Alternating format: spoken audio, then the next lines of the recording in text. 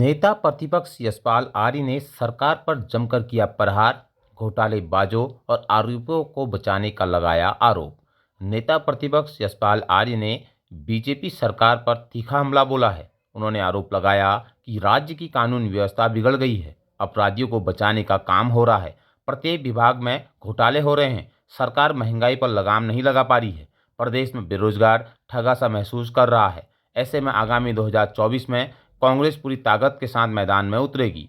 नेता प्रतिपक्ष यशपाल आर्य ने कहा कि राज्य में अपराधियों के हौसले बुलंद हैं, जिस पर प्रशासन लगाम नहीं लगा रहा है। उन्होंने आरोप लगाया कि अंकिता भंडारी हत्याकांड के आरोपियों को बचाया जा रहा है और उससे जुड़े सबूत मिटाए जा रहे हैं। उन्होंने कहा कि उत्तरकाशी में गरीब बेटी के साथ दुराचार होता है और उसकी सुध सरकार नहीं लेती है। अल्मोड़ा में दलित युवक की हत्या कर दी गई। ऐसे मामलों की सुनवाई फास्ट ट्रैक कोर्ट के माध्यम से होनी चाहिए। उन्होंने कहा कि उत्तराखंड अधीनस्थ सेवा चयन आयोग के पेपर लीक मामले में घोटालेबाज, भ्रष्टाचारी और मास्टरमाइंड लोग छूट रहे हैं। यह सरकार की नाकामी है। ऐसे में इनकी जांच हाईकोर्ट के सिटिंग जज की निगरानी में होनी चाहिए। उन्होंने आरोप लगाया कि घोटालेबाजों को सरकार बचाना चाहती है। आर्य ने कहा कि उच्च शिक्षा, सहकारिता, तकनीकी शिक्षा, ओपन यूनिवर्सिटी में बाहर के जुड़े लोगों को नौकरी दे दी गई है, जो पहाड़ के युवाओं के साथ धोखा है। राज्य की अर्थव्यवस्था चरमरा गई है। उत्तराखंड कर्ज के बोझ तले दबता जा रहा है। आलम यह है कि सरकार के पास वेतन देने के लिए भी पैसे नहीं हैं। ऐसे में सरकार को केंद्र से स्पेशल पैकेज मांगना चाहिए। वहीं सड़कों की हालत खराब है। उन्होंने कहा कि गैरसैंण में विधानसभा सत्र आयोजित होना चाहिए।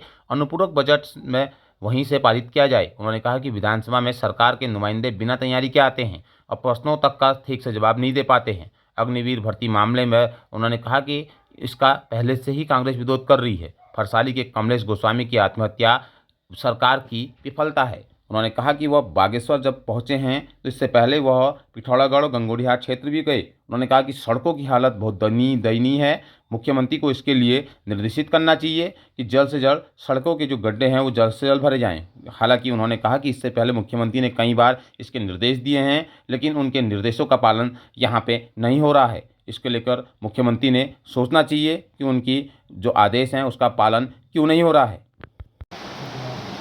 देखिए, नौजवानों में हताशा है, कुंठा है, अपने अनिश्चित भविष्य के लिए चिंतित हैं।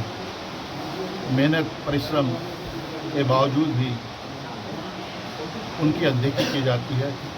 तो निश्चित रूप से हमारे युवाओं का मन आज टूट रहा है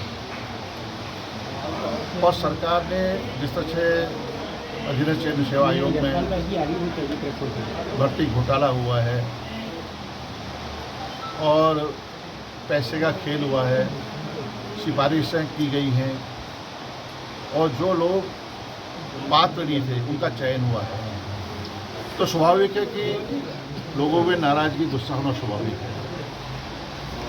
उससे बड़ा दुर्भाग्य है कि जिनको गिरफ्तारियां की गई, जो उसमें संलिप्त थे, जो मास्टरमाइंड थे, जो जेल के शिक्षों में जिन्हें डाला गया था, आज सरकार की लचर कानून की वजह से, लचर पैरवी की वजह से वो शिक्षों से बाहर आ चुके हैं।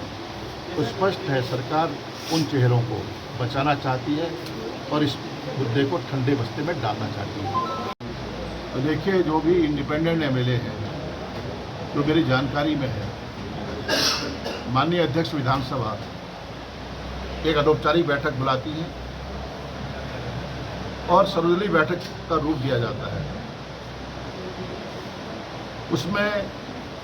इसमें चर्चा होती है और कायदा है कि बजट सत्र या जो भी सत्र हो, विधानसभा सत्र, कैबिनेट की, मंत्रिमंडल की संस्तुति के बाद स्थान और दिन, समय निर्धारित होता है।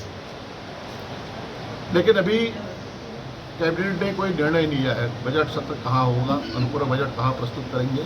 लेकिन हमारी मांग है, कोई कुछ कहे, माननीय विधायक कुछ भी कहें, लेकिन कांग्रेस की भी मांग है, कांग्रेस का स्टैंड बिल्कुल क्लियर है कि सत्र गैरसैंण में होना चाहिए और गैरसैंण के अलावा कोई विकल्प नहीं।